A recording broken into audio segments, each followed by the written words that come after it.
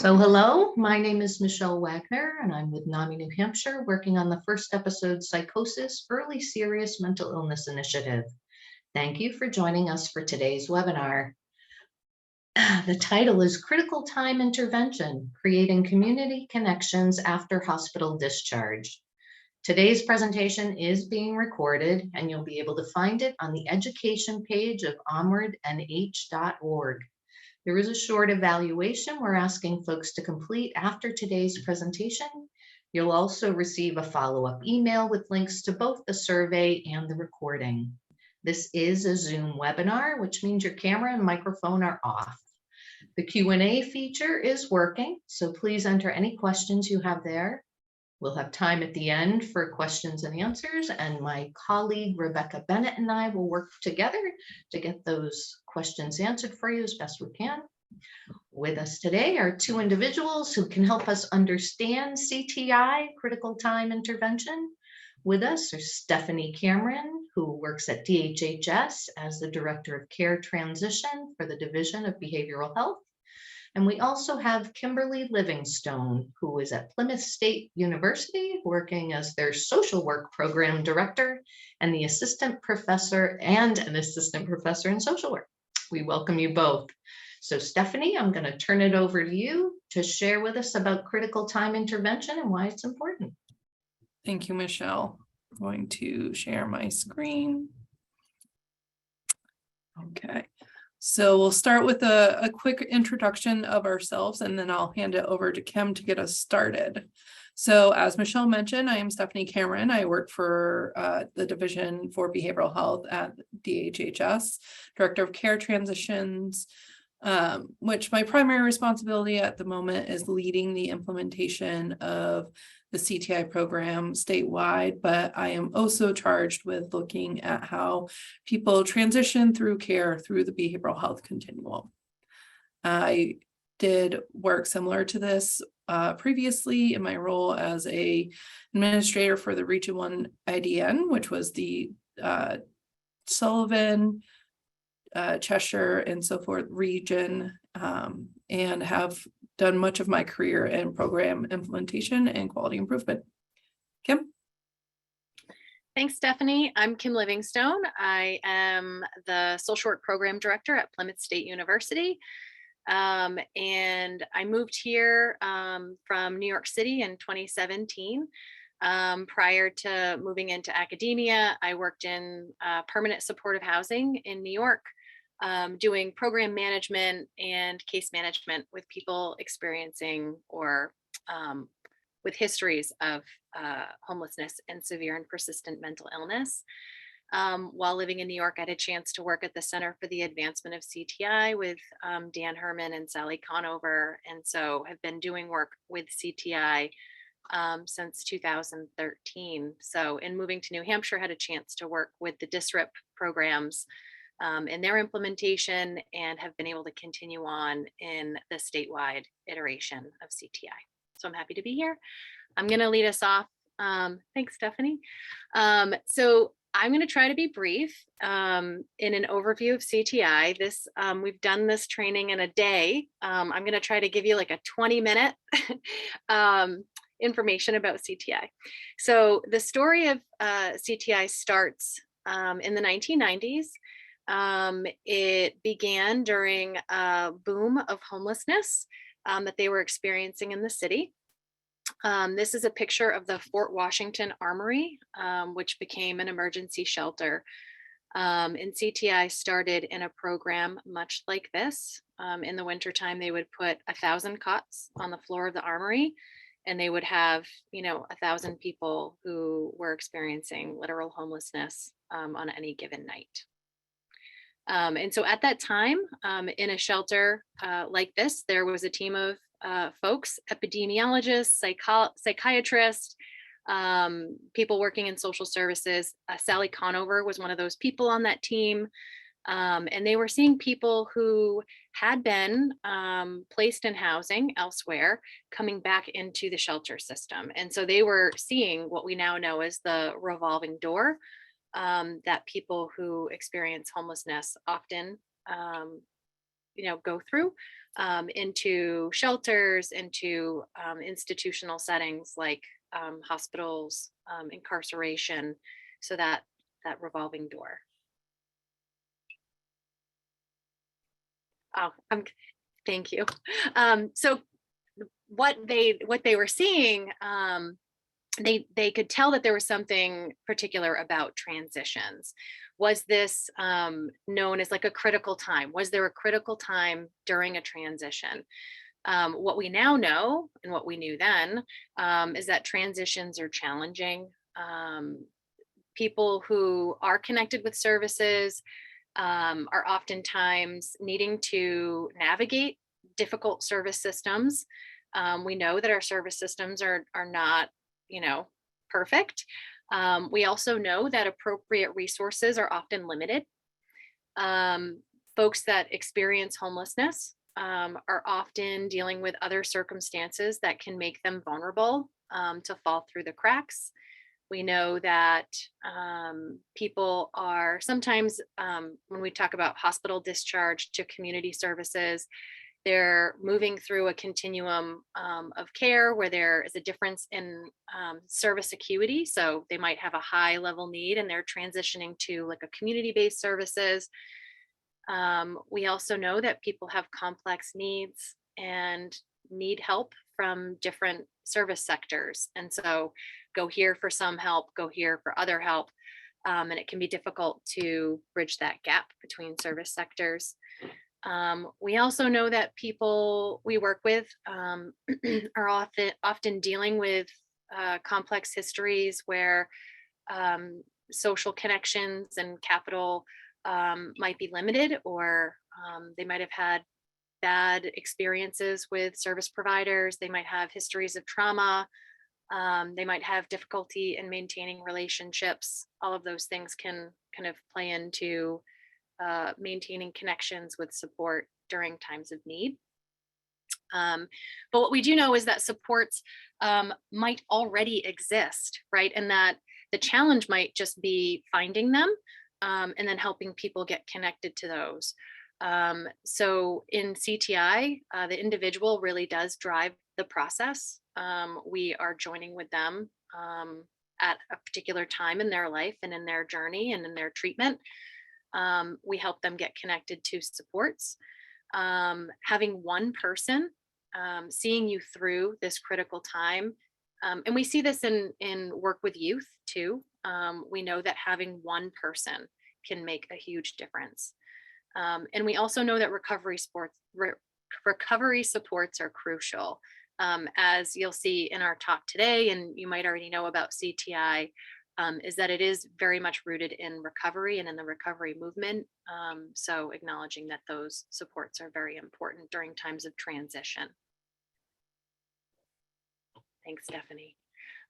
So there are a few important things about CTI that make it different than your typical case management. It is an evidence-based practice, meaning that it has been studied with randomized control trials. And I'll talk briefly about a few of the founding RCTs. Not a lot, just one slide.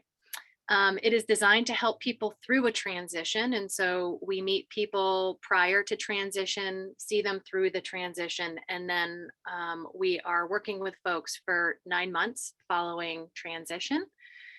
It is meant to be a community-based model.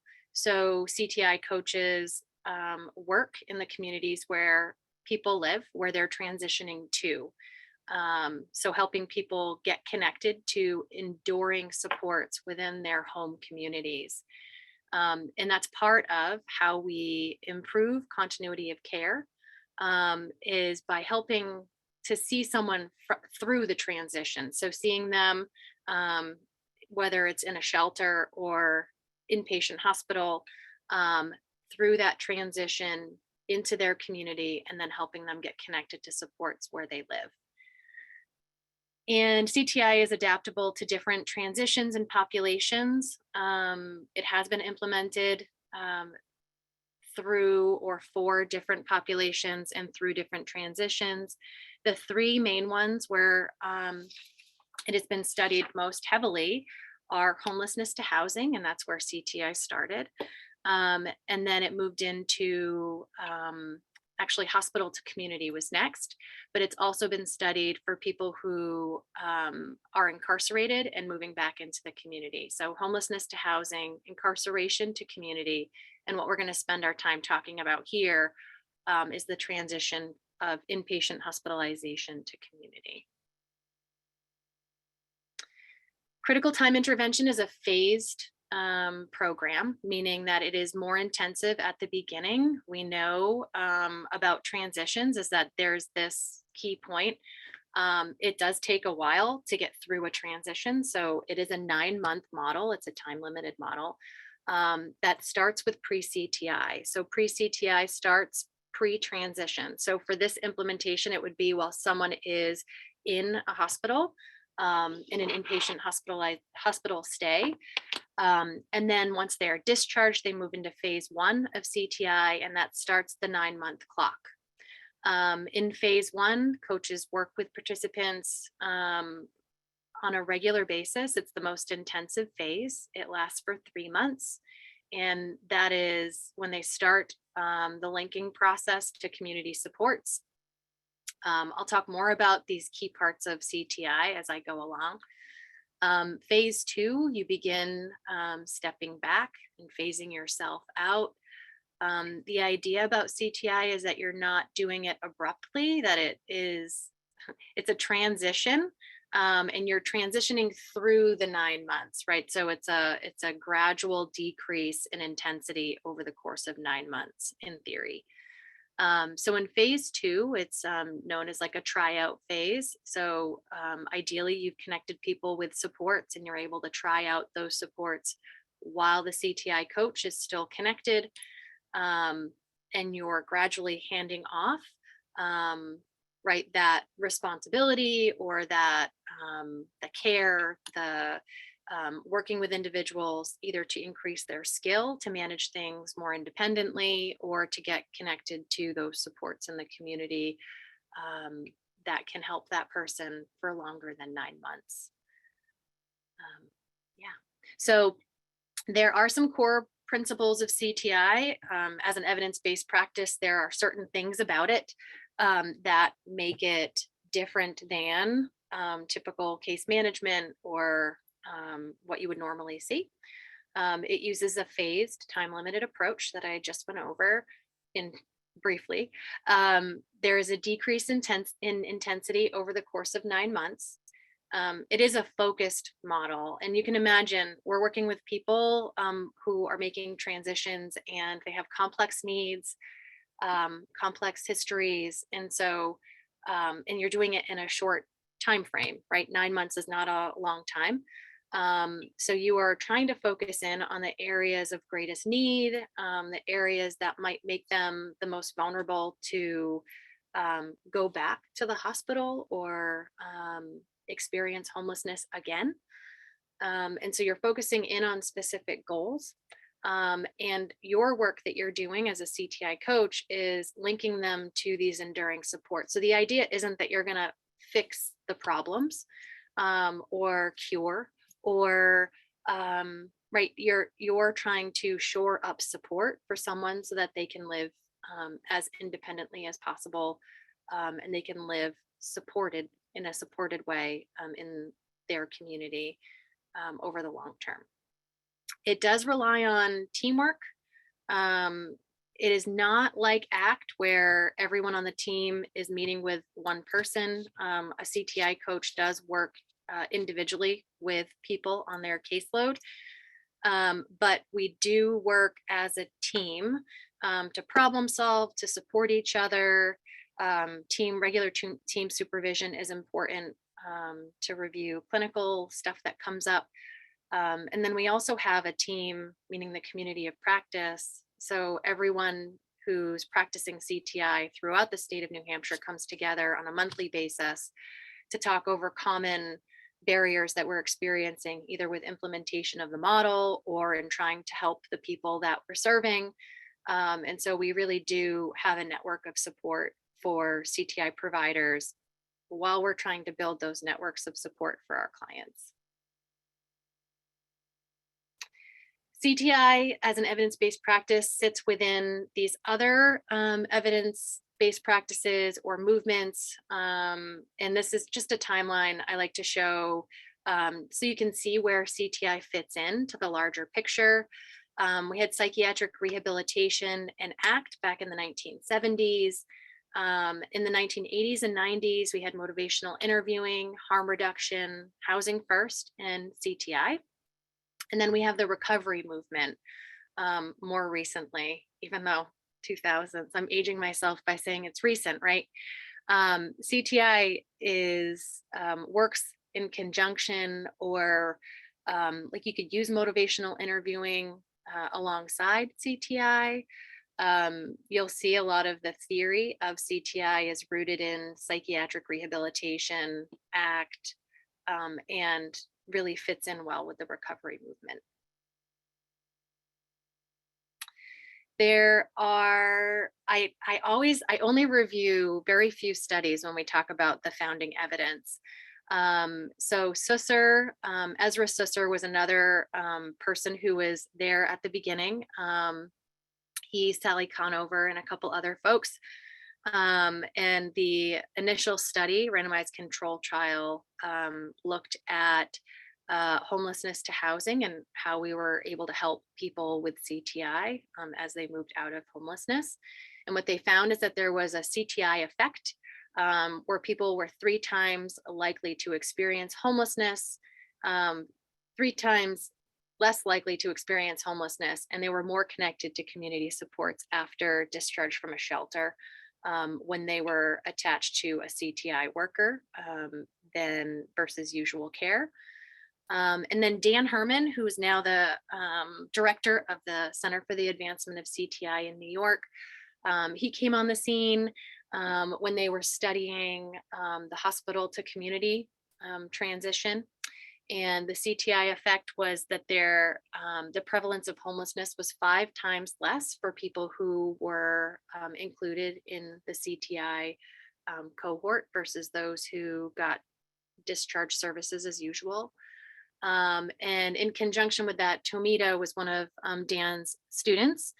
And in that same study, they looked at the risk of rehospitalization, and there was a reduced risk of rehospitalization for folks in addition to the reduced risk of homelessness. It is noted as an evidence-based practice by SAMHSA's National Registry, and it's noted as a top-tier evidence for the Coalition for Evidence-Based Policy.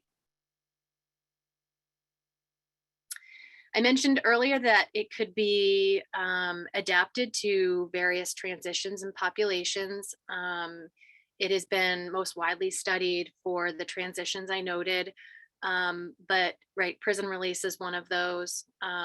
There have been programs that have adapted the model to work with different specific populations or for different transitions, and these are some of them. Folks, with histories of intimate partner violence or survivors of intimate partner violence. There's been an adaptation for families who are experiencing homelessness. They've adapted it alongside or for folks who are dealing with first episode psychosis. And then the CTI-TS is a particular model of CTI that was implemented in Latin America. And there are some specific things that were changed about the model in that case. But CTI has some flexibility and it can be widely helpful. It is an evidence-based practice, so there are core components that, need to stay true. You need to stay true to the model, but transitions are widely experienced, and there are a lot of populations of people that we work with who can, I guess, benefit from increased support during times of transition. So it's been widely adapted. If you want to learn more about that, the Center for the Advancement of CTI has a website. It's www.criticaltime.org. And that is at the Silberman School of Social Work at Hunter College in New York. So while noting that it's an evidence-based practice. I think what brings me to the work and many of us to the work of critical time intervention goes beyond the scientific research. So I was telling Michelle earlier that CTI works well within our systems because evidence-based practices, right? We have, as long as we're being true to the model, we have some assurance that we'll get some positive outcomes, right? We have, it's been researched and with randomized control trials, and that's great. It works well. And I think the thing that brings many of us to this work is that individuals who are dealing with mental illness, scientific research alone can't solve, right, the issues, or it doesn't, we need to bring more to the problem of solving what people are facing. So Thomas Insel has done some writing and some talks. And on the next slide, Stephanie, if you don't mind advancing the slide, we know that individuals need more to recover. And so it's great to have the evidence, right? And that's what brings me here.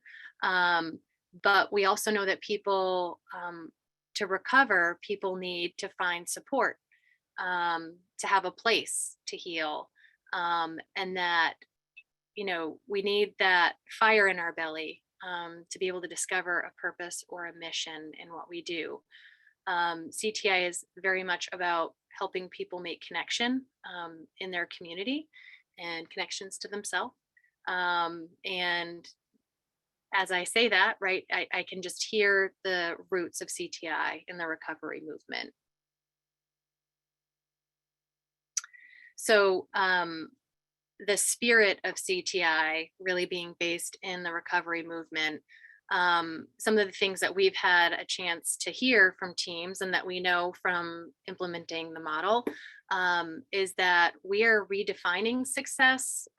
So in case management, you often are trying to help someone reach their goals. When you're working with someone from a recovery perspective, you're joining in with them on their journey. So we are active in the process, but we're not driving the process. We know we are temporary. We have a purpose in helping them and over the course of 9 months, but we're not the focus, right? The focus remains on the individual and their journey and what they're going through. And so while we are planting seeds for the future, we're working with people to help make connections. We're able to redefine success and really draw a spotlight on right, these smaller bits that we know are important, but don't always get the attention or, you know, the celebration that they warrant. And so we might be celebrating the fact that someone is, you know, leaning into support.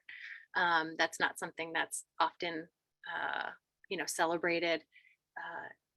So there are smaller bits of success, and we see them as planting seeds that will hopefully have long-lasting effects in people's lives well beyond our time together in that 9 months that we get to work with them.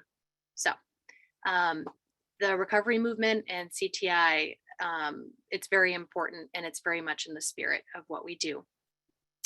So CTI is something that can help people right now in our systems that exist today, even though we know that our systems are deeply imperfect and we're working to improve those too. But there really is something to, people need help now. And so CTI is something that's able to help people from a person-centered perspective in the systems as they exist today. So I'm going to hand it off to Stephanie to talk more about what's happening in New Hampshire. Thanks. Thanks, Kim. All right, so now that you have sort of the background of CTI, I wanted to bring information about how we're using it in New Hampshire. So just a little bit of a history of it being in New Hampshire. So back when the state was running the DSRIP 1115 waiver. It was piloted by several of the IDNs across the state, focusing on different transitions. And there wasn't really any standardization, but there was a lot of fruitful success that came out of it. And so as a result, DHHS decided to adopt the model and move it forward as a statewide implementation with standardization and high fidelity to the model. So in January of this year, we launched our 3 pilot sites. And then July of this year, the remaining CMHCs launched the program. So we have 10 programs across the state, look at each of the CMHCs. And then as we continue to build the program and move into maintenance stage and see how it's working, we'll be able to look at how we expand the program into other transitions that Kim spoke about earlier. Stephanie, can you just tell us what DSRIP is? That acronym's come up a couple of times. Sure. It is the Delivery System Reform Incentive Payment waiver. So it was 1115 waiver, a way a state can find new ways of delivering care and have it be funded through CMS. Thank you. So our initial transition here in New Hampshire is focused on those who are transitioning out of inpatient psychiatric stays into the community. So this includes both New Hampshire Hospital and each of the designated receiving facilities. This includes both new and old clients, also those who are receiving behavioral health services external to the CMHC. So an individual does not have to be receiving behavioral health services at the community mental health center in order to be able to participate in this program. They also cannot be receiving ACT services, not to say that we might not look at doing this in the future, but we have a limited population that we can serve. And so since ACT right now is so robust in their services, that was sort of one way to tailor into a population. It is for an adult program, so it's for those who are 18 years or older.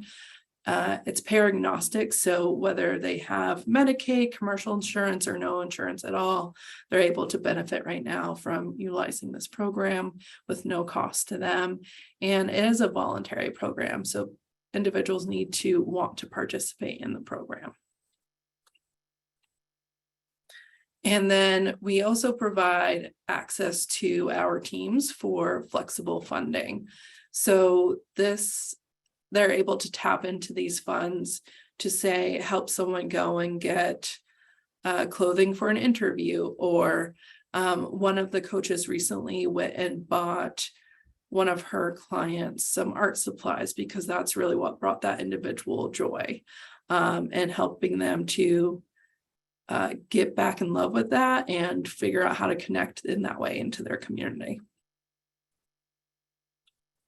So how does a client transition in our process here? So once a client is admitted to New Hampshire Hospital or one of the DRFs, the social workers there will review and see, is this person meeting the criteria for the CTI program?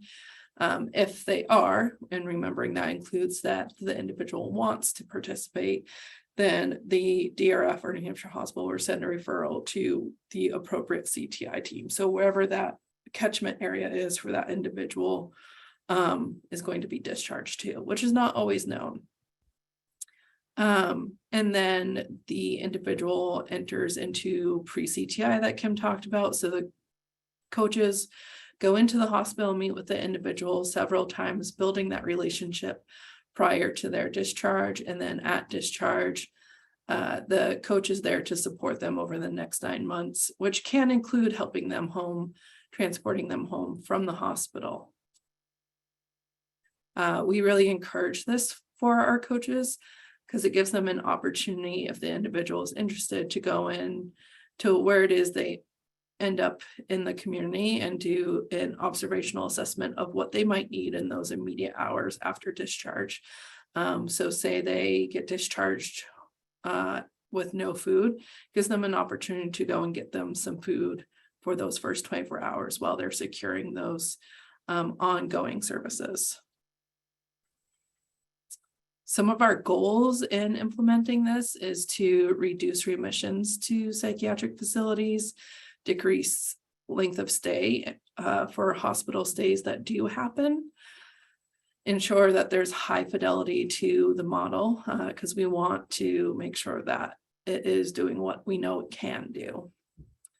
Improve connecting clients to services in the community. We want to be able to expand the model to multiple transitions in the future and to achieve long-term sustainable funding.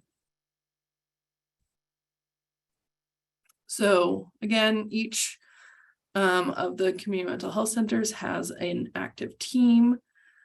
We currently have 22 out of our 30 resource coaches hired, with several sort of in the hiring process, which is really exciting. And then we have each of our supervisors at each of the sites. So a team is made up of a CTI coach, which is a bachelor level professional with experience in the transitional field. Each of the program teams at each of the CMHCs has 2 to 4 coaches, depending on sort of what the data tells us for discharges to that area. And they have a max weighted caseload of 20 individuals. And then there's the CTI supervisor, who's a master level clinician with experience in the field. And each of the program teams has a 0.5 supervisor, because the ratio of supervisor to coaches is at 8 to 1. And they are responsible for several things, but that also includes weekly team meetings, one-on-one supervision, and helping to ensure program integrity. And as Kim mentioned before, we provide monthly community of practice calls and also quarterly in-person community of practice meetings, which we have our next one tomorrow, which is really some of the most fun work in rolling this out. And then offering a lot of cross-partner facilitation. So if they're running up against a challenge, Kim and I are there to help them navigate what the challenge that they're going through, or connect them with other coaches that we hear similarities and challenges so that they can support one another in what they're going through. We meet with several other programs across the country who are deploying CTI on a regular basis as our own way to learn about what others are doing and share resources or deliverables that people have created. So it's really great for us to be able to connect and hear a lot of the similarities and challenges that they're facing that we have also experienced, but also some of the same successes as well. Most of the transitions that are happening, focused transitions in the US, is focused on the homelessness to housing, which is exciting as we look to have that as one of our next transitions. So I wanted to share some of our early data from the program.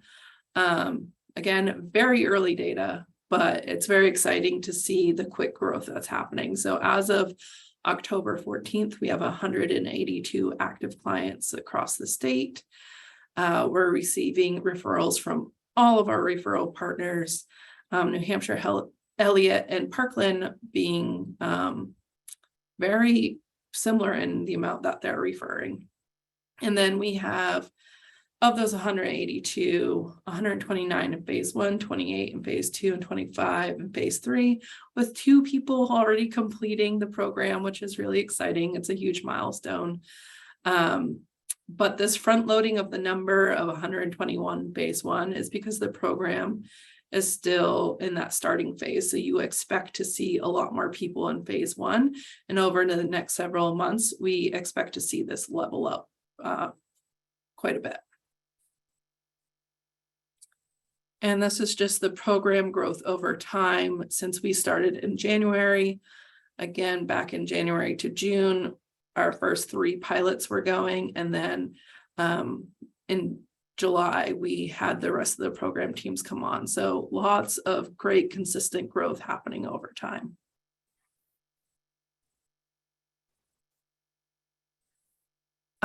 This shows what focus areas our teams have been working on with each client. So we collect data on them of what are the top 3 things that you're working on with the clients that you're serving. And so that being psychiatric treatment, housing, self-advocacy, and daily living skills as the top 4, which I think really speaks to the spirit of CTI, of both connecting people to services, but also helping them connect successfully to their community. So being able to advocate for themselves in situations that may not be the best for them, but also just what are those day-to-day things that they need to keep themselves on track, whether it's let's get you a calendar so that we can write down all your appointments, or that living situation isn't the best for you and this is how it can be better. And you in fact can access that service, or you in fact won't get charged for doing that. So just a lot of great building up of people and helping them to know that they can do this in the future. So some of the things that we're currently working on as we're implementing the program, still pretty new, is workforce, and I'm sure that's not a surprise to anyone. There's just workforce challenges all around, so this is very multifaceted. But we're doing pretty well with hiring our coaches, which is great. It's just keeping up that momentum to match the progress of the growth of the program, but also workforce at our referral partners, either between short-staffed or turnover. There's just a lot of consistent work with them to make sure they continue to understand the model and support them as they help us with referrals to workforce and challenges in the community and how that affects services that are accessible. And so that goes into the community resources and either having limitations in how they can access those services or restrictions on those services and how that affects the ability of connecting an individual to what it is that they need and them not making that criteria. Referral timing is another one. So ideally, we'd like to have a lot of time during pre-CTI for our coaches to be able to build those relationships. But given the length of stay from our referral partners, the referral timing tends to be pretty quick with a pretty quick pre-CTI. So we're constantly working with our referral partners on how we can improve that referral timing. And then, as I mentioned, program growth, we have a lot of great growth going on. And so we just want to make sure we're balancing not having our coaches burn out from the quick growth, while also making sure we have the workforce to meet the demand. And what do things look like for the future? And we've touched on this quite a bit, but we want to make sure that we're achieving community connectedness, that we're helping to look at where the gaps are in the community for services and use the information and data that we collect to build up those services in the community. We want to ensure long-term sustainability of the program, which includes securing funding from appropriate resources, as well as ensuring that there's supportive policy in place. We want to be able to expand to tested transitions that Kim spoke about earlier, but also expand into new transitions after that may not have been tested. One that I get asked frequently about is emergency department and people transitioning out of the emergency department back in the community. I think that's one that a lot of people are interested in and that we're hoping to look at in the future. And then I always like to end with some positivity and what some of our clients in the program are saying about it. So we had one who was a bit further on in the program and they saw their coach out in public and they ran over them and thanked them for changing their life, they said. We had one recently said that without CTI's help, that they would be in jail right now. The staff was able to get them to their court hearing. And if they didn't have them for transportation, then there would have been a warrant out for their arrest. Another said that their coach gave them different ideas for ways to get involved in their community. And another said that the coach was there when I needed them, either in person or over the phone. They always followed up. And Kim and I have the absolute privilege to talk with these teams frequently and hear many of these stories, which is definitely a reward of this program. And any questions? Thank you both for wonderful presentations. And we already do have one question. I don't see peer support on the connecting to community focus areas. Yes, even though they do focus on doing that, it's might be categorized under a different focus area on there. We're also looking in the future, some of the programs across the country have peer support as part of the team. So we're looking at that in the future. And I was telling Michelle and Rebecca earlier that a few of our coaches are also peers. So it's been very beneficial to have them in these group network settings to offer their expertise and insight. But yes, there definitely is a focus to ensure that there is that connectedness to peer supports. Terrific. Yeah, and nice to have it named, because Yeah. we certainly are becoming very aware of how important that is. I have a whole bunch of questions. Sure. So you talked about people finishing out the program, graduating from the program. Is there any way that you're going to reconnect with those people, or once they launch, because there's a hard stop at 9 months, right? Mhm. Once they're on their way, is that it? The cord is cut? Essentially, but a lot of the people who experience or go through the CTI program are clients of the CMHCs. And so the coaches feel that they will just pop in on them every now and again and just say, hey, how are you doing, and so forth.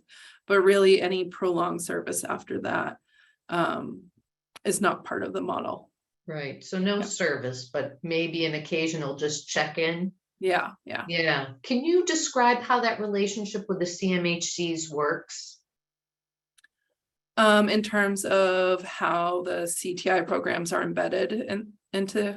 Yeah. Is there cross collaboration with the CMHCs? Yeah, so that was one of the early things that we worked on with the teams is and helping them to set boundaries to make sure that CTI maintained the CTI model and didn't become an extension for other resources, and how that they effectively communicate and work with those internally. So a lot of early education going on across their organizations about what CTI is and what it is not. And then each one does it a little bit differently about how they work with their teams, whether it's sitting in on team meetings or anything different, but they really are a standalone team that will communicate with other programs. And you may have already said this, and maybe I missed it, but are they physically housed within the CMHCs? They have office space within the CMHCs?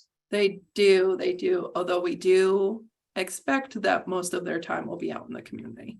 Right. Yeah. Okay, great. So we have some other questions from folks. Is the program offered only for those who have had an involuntary admission? No, it can be voluntary admissions as well. And I was wondering, at the DRF facilities, not voluntary inpatient unit, psychiatric units. Okay.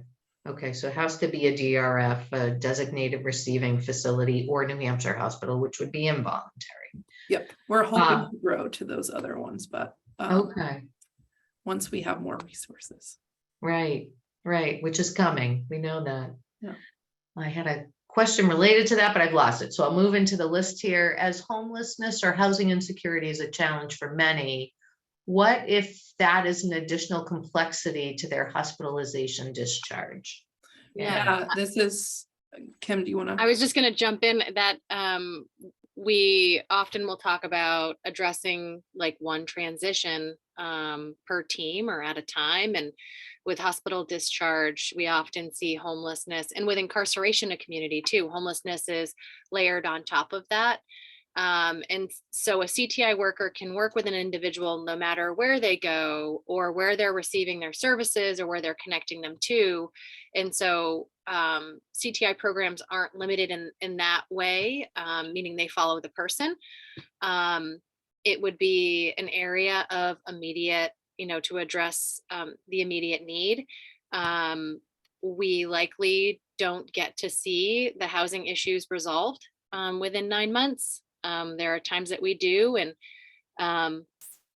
I tell the CTI workers that they are miracle workers. We are well connected in our communities, and we work really hard to connect people to whatever resources we can find. And we're very creative and flexible. And so we're resourceful. But we often don't see many issues, including housing issues, resolved within 9 months. It's the bittersweetness of working with someone from a recovery perspective. It's, owning the fact that you're joining in with them on their process, but you as the worker don't often get to see things tied up neatly in a bow and sending them on their way. So that's what made me smile about the question of, do we get to check in with them? It's one of the hardest things is just to join with someone in the journey and to have them moving on without everything neatly resolved. But in reality, that's life. Like, life is not, we don't often have, things that are neatly resolved in our lives. So there's an owning of that within the CTI model that is helpful, but also very challenging for CTI workers. So housing issues fit right in there. And I would just add that if the housing issue isn't resolved, it's the charge of the coach to make sure they're linking them to the supports that are going to in the future help them resolve it. Whether it's they're helping them to just fill out the paperwork, even though it's going to be a while to get into somewhere, that they have everything lined up. So as soon as they're able to, they're ready to go, but also connecting them with, I see one of the questions is that are in here is maybe the housing liaison that's within the CMHC. That is not CTI. They are more long-term. And so maybe they're connecting them to that individual so that when the availability comes up, they're able to help them after the 9 months. That is, and housing has and will continue to be an issue. So this is something we're all invested in improving to help these folks as well as many others. Someone also asked, how is it determined if an individual gets CTI or goes on an ACT team? Absolutely. Yeah. So ACT has a certain assessment and criteria. So everyone that we are working with ends up, I don't know if everyone sort of is assessed for ACT. So it's sort of ACT is the first step. And so if they are assessed for ACT and that's what they get or assigned to, then they'll go to ACT first. But if not, then CTI is available for them as well. We've had quite a few actually where people will be discharged and be in the CTI program, and they're later assessed and it's found that ACT is appropriate for them. So they'll be closed from the CTI program and with the ACT team from there. Excellent. That's good. Anne asks, how do community programs connect with their local CTI workers to be a referral resource? Wonderful question.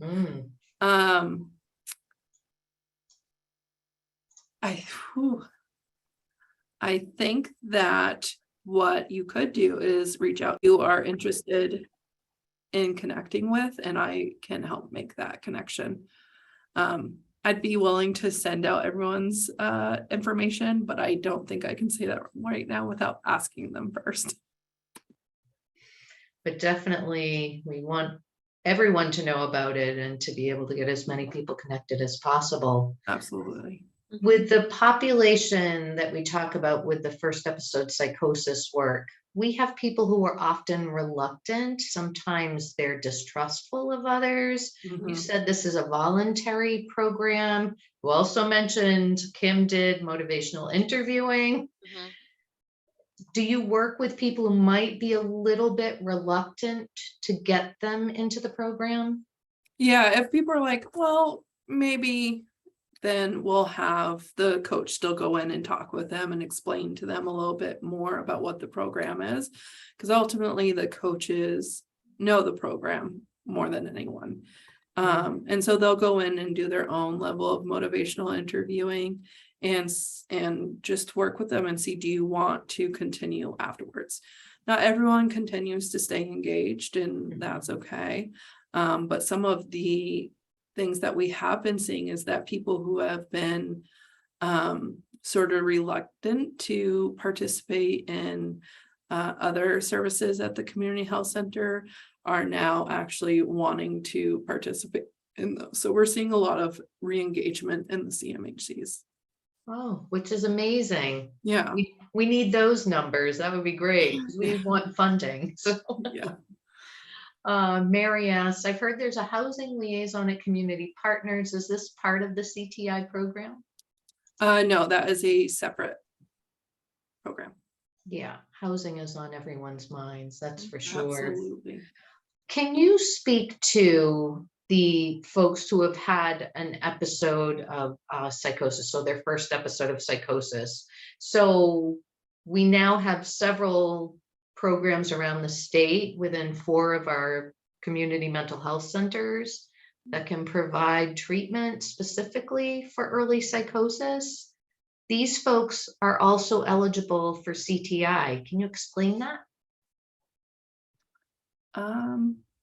No, I actually don't know how the coaches are or the CMHCs are navigating it, but I'm certainly happy to reach out to them and see if they're joining efforts, which I think would be ultimately the expectation. Yeah. I mean, something we could say is that CTI is something that can enhance supports, and it's in addition to. So it's the main focus of CTI is to help people make connections in their home communities. And so it's not like a duplication of services.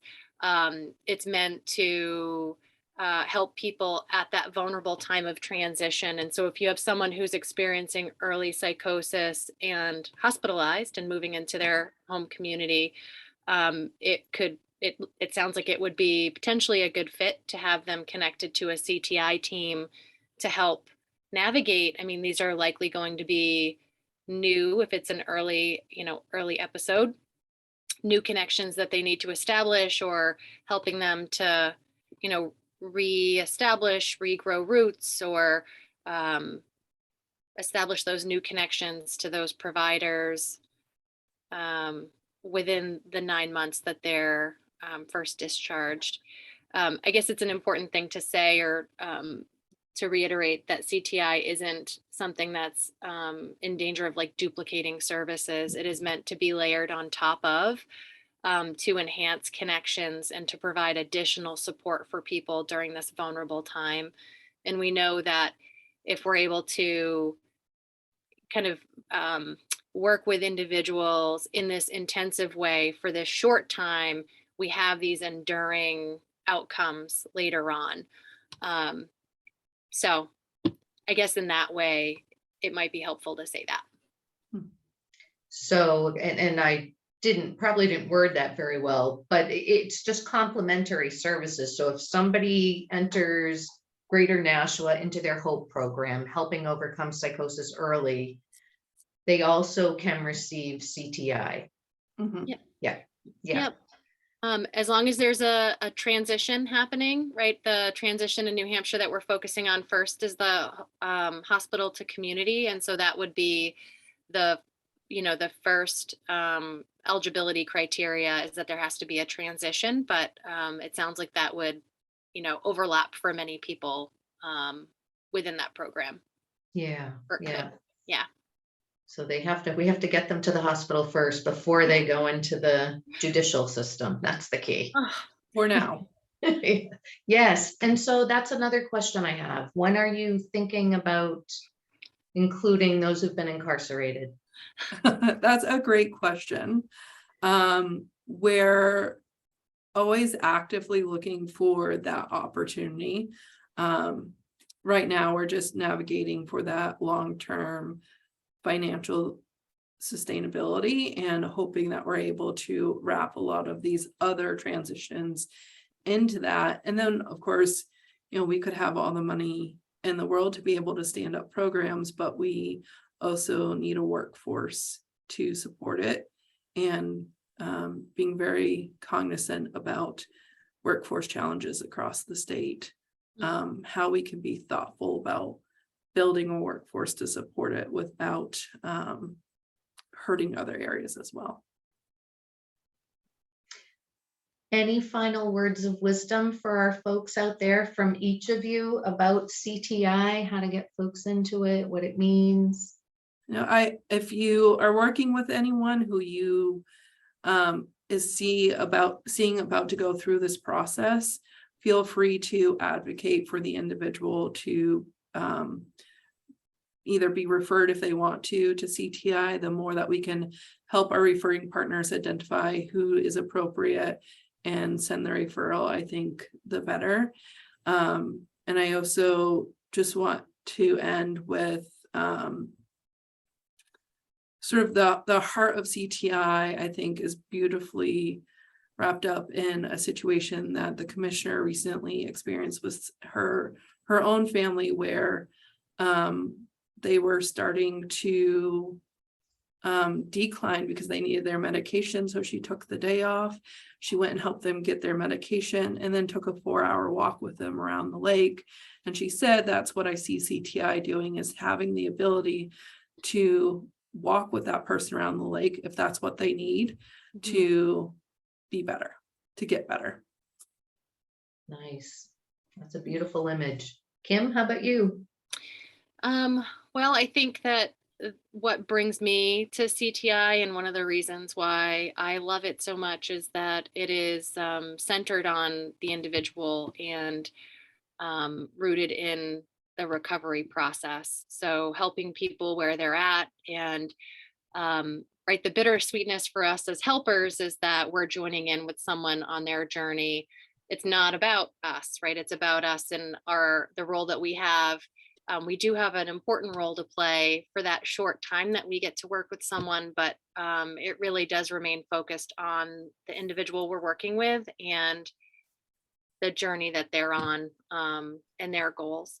So I love CTI for a lot of reasons, and that's one of them. I'm also just really thankful that people are willing to join us during their lunch hour.